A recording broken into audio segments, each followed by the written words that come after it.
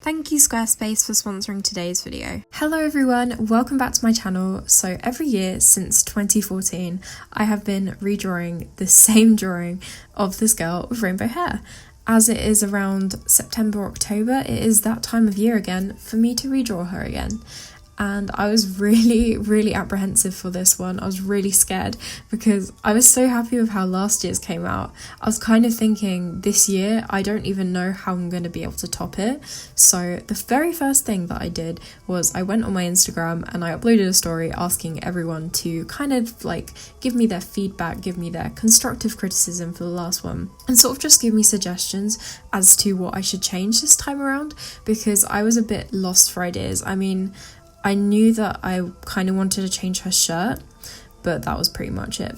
But a lot of the common things that I got in my feedback was that she should have a more dynamic pose and that she should have a pose that kind of incorporates both hands. So I knew that that was a priority for me. I knew that I wanted to do quite a challenging pose for me and have her more in the action of tying up her hair. So that was the very first thing that I decided on for this new piece. And then I also asked people any other ideas they had, and they said to change up the expression a little bit. And I kind of wanted to take it from an expression that was sort of quizzical that it was last year and change it more into one that's more like determined. So last year I kind of view it as she's grabbing her hair, she's looking in the mirror and she's trying to work out whether or not she should tie her hair up or not, like working out whether it looks okay. Whereas this year it's like, you know, when you just learn how to braid your hair and you feel like so determined because you know how to do it now. Like her facial expression basically is meant to be one of, I've got this, like I know what I'm doing. So honestly can't relate, but yeah, that is the kind of look that I was going for. So she's kind of pulling her hair up and she's gonna tie it into a braid, so she's kind of holding the three strands. And I did actually use a YouTube video as reference for how to plait hair. I'll have that linked down below so you can see kind of where I got my reference image from. And it really helped to take a reference image actually from a YouTube video, because I watched the girl like actually plait her hair and move her hands, and that kind of helped my pose not be so stiff, I feel like.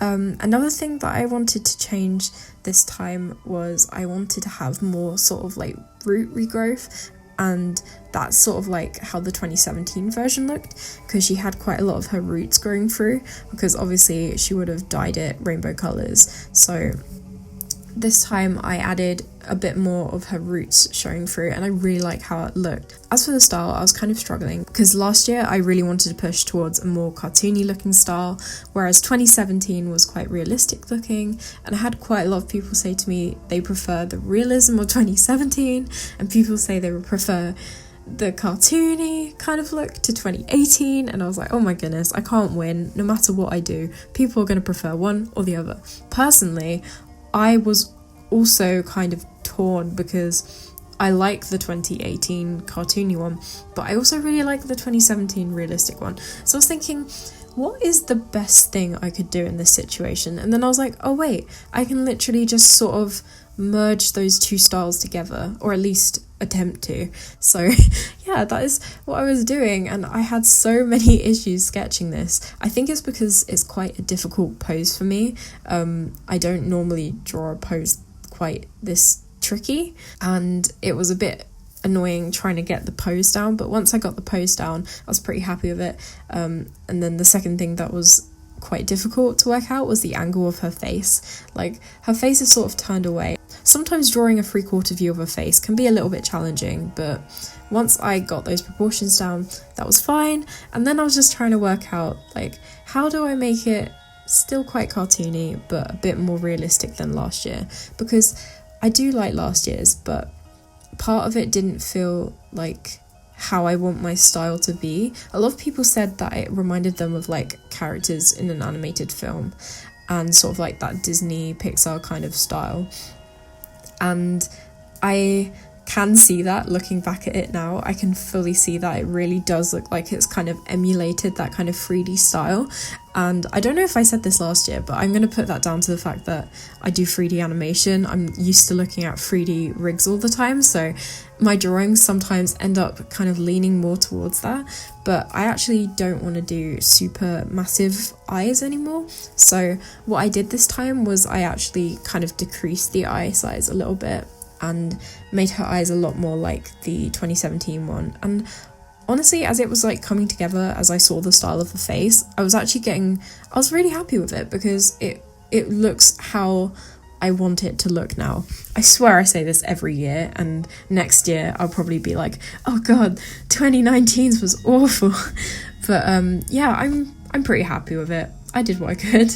Oh yeah, and for like an added kind of realism, I also wanted to add like a little hair scrunchie around her wrist. Unintentionally kind of transformed her into a visco girl, but that was not my intention. I put a little scrunchie around her wrist because I thought, if you're about to tie your hair up, I don't know if you guys do this, but if I'm about to tie my hair up, I'll have a hairband around my wrist. And I thought it would be quite nice if she had a little scrunchie, but I originally was going to have the scrunchie be like bright purple, but because she's got all those rainbow colours in her hair, I just kind of made it more of like a muted kind of warm grey, because I didn't want to detract away from the colours of her hair.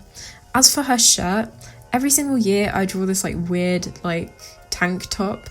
I kind of got to the point where I was just kind of sick of it, because it doesn't even look like something I would see anyone wear. So I wanted to have her wearing something that was a bit more kind of like something you would actually expect someone to wear.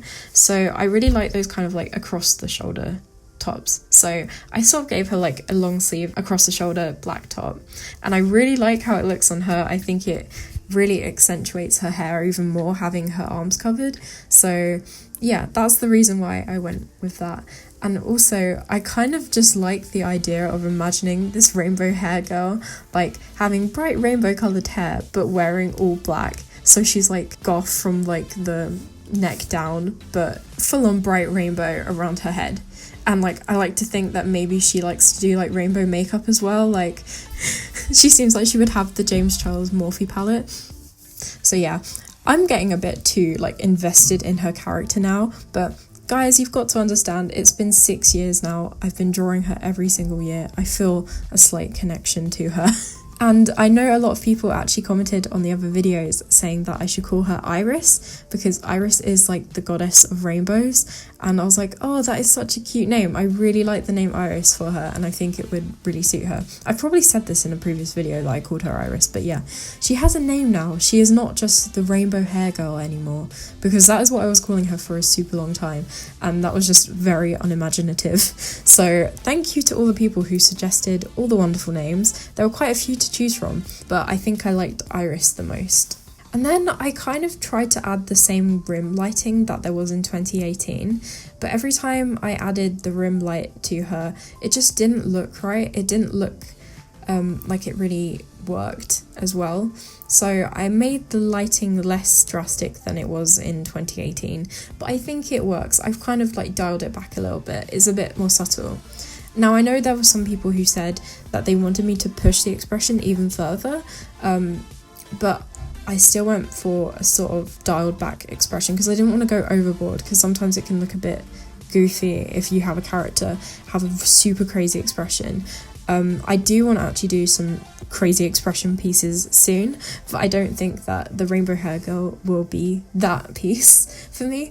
So yeah, hopefully that made sense. I'm not even sure if what I said just made any sense, but it's almost as if it's come full circle for me, because I was watching the other speed paints back just to see what I was saying about the different pieces in the videos, just kind of looking into those old drawings and kind of like trying to work out the reasoning behind every choice I made every single year.